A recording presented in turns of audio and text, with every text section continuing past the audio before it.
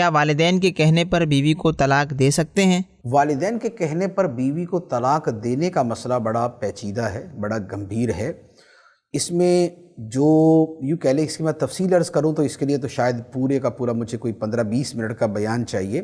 خلاصہ کلام میں یہ عرض کرتا ہوں کہ حضرت ابراہیم علیہ السلام نے اپنے بیٹے، اپنے شہزادے حضرت اسماعیل علیہ السلام کو حکم دیا تھا کہ اپنی بیوی کو طلاق دے دو، اور اس پر حضرت اسماعیل علیہ السلام نے عمل کیا تھا۔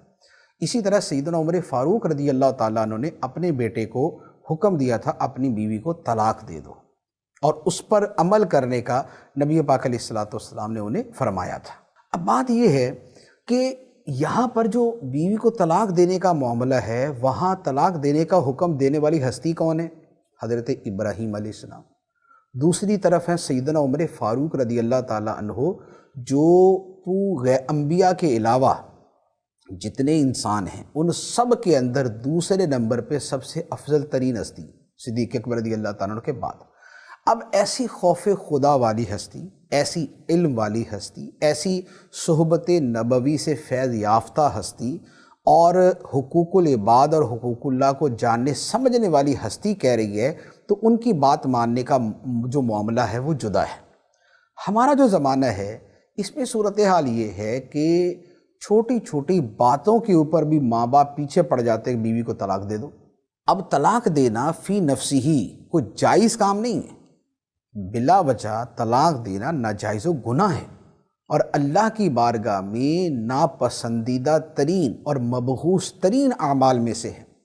اب ہوتا یہ ہے کہ ساس اور بہو کی کوئی انبن ہوئی اور ساس پیچھے پڑ گئی کہ دے دو طلاق۔ اچھا، باپ کی کسی بات کے اوپر جو ہے وہ آگے سے بہو نے کوئی بات کر دی تو اب سسر صاحب کا آرڈر ہو گیا کہ دے دو طلاق۔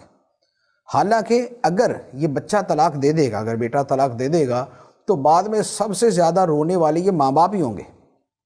یہی جا کے بعد میں منتیں کر رہے ہوں گے کہ نہیں، وہ اصل میں ہم غصے میں آ گئے تھے، تو اصل میں یوں ہو گیا تھا، تو اب آپ رخصت کر دیں، تو اب آپ کی مہربانی ہے، تو بچے رل جائیں گے، تو ہمارا خاندان برباد ہو جائے گا، تو بدنامی ہو جائے گی۔ تو سب سے زیادہ رونا دھونا بھی یہی کر رہے ہوتے۔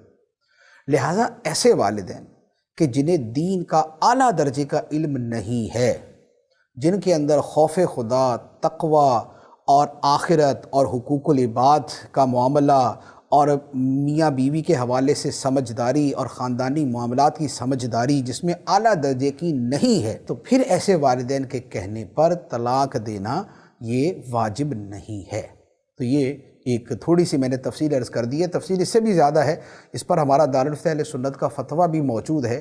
اگر کسی کو ضرورت ہو، شوقیہ نہیں، کسی کو ضرورت ہو تو وہ فتویٰ دارالفتہ سے حاصل کر سکتا ہے۔